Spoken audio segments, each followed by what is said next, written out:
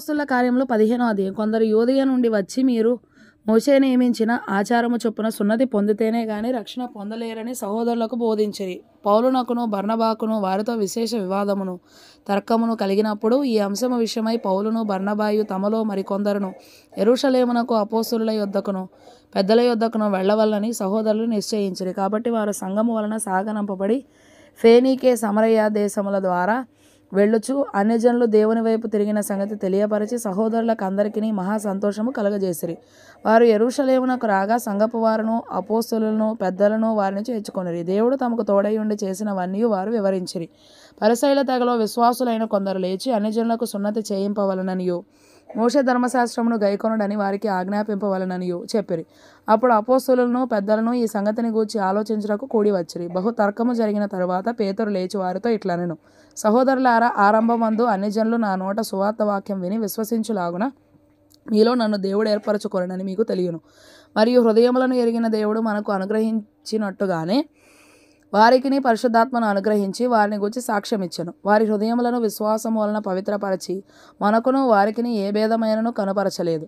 గనుక మన పితరులైనను మనమైనను మోయలేని కాడిని శిష్యుల మెడ మీద పెట్టి, మీరెందుకు దేవుని శోధించుచున్నారు? ప్రభువైన యేసు కృప చేత మనం రక్షణ పొందుదమని నమ్ముచున్నాము గదా, అలాగే వారును రక్షణ పొందుదురు అనెను. అంతటా ఆ సమూహమంతయు ఊరకుండి బర్నబాయు పౌలును తమ ద్వారా దేవుడు అన్యజనులలో చేసిన సూచక్రియలను అద్భుతములను వివరించగా ఆలకించును. వారు చాలించిన తర్వాత యాకోబు ఇట్లనెను, సహోదరులారా, నా మాట ఆలకించుడి. అన్యజనులలో నుండి దేవుడు తన నామము కొరకు ఒక జనమును ఏర్పరచుకొనుటకు వారిని ఎలాగూ మొదట కటాక్షించెనో సిమెయోను వివరించి ఉన్నాడు. ఇందుకు ప్రవక్తల వాక్యములు సరిపడి ఉన్నవి. ఎట్లనగా, ఆ తరువాత నేను తిరిగి వచ్చేదను, మనుషులలో కడమవారును నా నామము ఎవరికి పెట్టబడినో ఆ సమస్తమైన అన్యజనులను ప్రభువును వెదకునట్లు పడిపోయిన దావీదు గుడారమును తిరిగి కట్టేదను, దాని పాడైన వాటిని తిరిగి కట్టి దానిని నిలవబెట్టేదనని అనాది కాలం నుండి ఈ సంగతులను తెలియపరచిన ప్రభువు సెలవిచ్చుచున్నాడు అని రాయబడి ఉన్నది. కాబట్టి అన్యజనులలో నుండి దేవుని వైపు తిరుగుచున్న వారిని మనము కష్టపెట్టక విగ్రహ సంబంధమైన అపవిత్రతను జారత్వమును గొంతు పిసికి చంపిన దాని రక్తమును విసర్జించుటకు వారికి పత్రిక రాసి పంపవల్లని నా అభిప్రాయం. ఏలయనగా సమాజ మందిరములలో ప్రతి విశ్రాంతి దినమున మోషే లేఖనములు చదువుట వలన మునుపటి తరముల నుండి అతని నియమమును ప్రకటించువారు ప్రతి పట్టణంలో ఉన్నారని చెప్పెను. అప్పుడు సహోదరులలో ముఖ్యులైన బరసబ్బా అను మారుపేరు గల యూదాను శీలను తమలో ఏర్పరచుకొని పౌలుతోనూ బర్నబాతోనూ అంతియొకయకు పంపుట యుక్తమని అపోస్తలులకును పెద్దలకును సంఘమంతటికిని తోచెను. వీరు రాసి వారి చేత పంపినదేమనగా, అపోస్తలులను పెద్దలైన సహోదరులను అంతియొకయలోను సిరియలోను కిలికియలోను నివసించుచు అన్యజనులుగా నుండిన సహోదరులకు శుభము. కొందరు మా యొద్ద నుండి వెళ్ళి తమ బోధ చేత మిమ్మను కలవరపరచి మీ మనస్సులను చెరుపుచున్నారని వింటిమి. వారికి మేము అధికారం ఇచ్చి ఉండలేదు. గనుక మనుషులను ఏర్పరిచి మన ప్రభువైన యేసుక్రీస్తు పేరు కొరకు తమను తాము అప్పగించుకొనిన బర్నబా పౌలు అను మన ప్రియులతో కూడా మీ యొద్దకు పంపుట యుక్తమని మాకందరికీ ఏకాభిప్రాయము కలిగెను.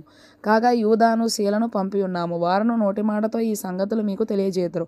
విగ్రహములకు అర్పించిన వాటిని రక్తమును గొంతు పిసికి చంపిన దానిని జారత్వమును విసర్జింపవలను.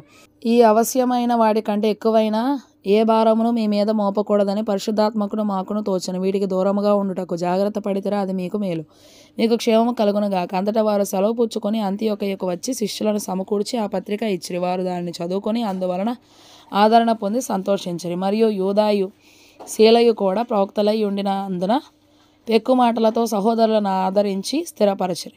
వారు అక్కడ కొంతకాలము గడిపి సహోదరుల యొద్ద నుండి తమను పంపిన వారి యొద్దకు వెళ్ళుటకు సమాధానముతో సెలవు పుచ్చుకొనిరి. అయితే పౌలును బర్నబాయు అంతియొకయలో నిలిచి ఇంకా అనేకులతో కూడా ప్రభు వాక్యం బోధించుచు ప్రకటించుచు నుండిరి. కొన్ని దినములైన తరువాత ఏ ఏ పట్టణములలో ప్రభు వాక్యము ప్రచురపరచితుమో ఆయా ప్రతి పట్టణములో ఉన్న సహోదరుల యొద్దకు తిరిగి వెళ్ళి వారు ఎలాగున్నారో మనము చూతమని పౌలు బర్నబాతో అనెను. అప్పుడు మార్కు అను మారుపేరు గల యోహానును వెంటబెట్టుకొని పోవుటకు బర్నబా ఇష్టపడెను. అయితే పౌలు పంఫూలియలో పని కొరకు తమతో కూడా రాక తమ్మును విడిచిన వారిని వెంటబెట్టుకొని పోవుట యుక్తము కాదని తలంచెను. వారిలో తీవ్రమైన వాదము కలిగినందున వారు ఒకడు విడిచి వేరైపోయిరి. బర్నబా మార్కును వెంటబెట్టుకొని ఓడ ఎక్కి కుప్రకు వెళ్ళెను. పౌలు శీలను ఏర్పరచుకొని సహోదరుల చేత ప్రభు కృపకు అప్పగింపబడిన వాడే బయలుదేరి సంఘములను స్థిరపరచుచు సిరియా కిలికియా దేశముల ద్వారా సంచారము చేయుచుండెను.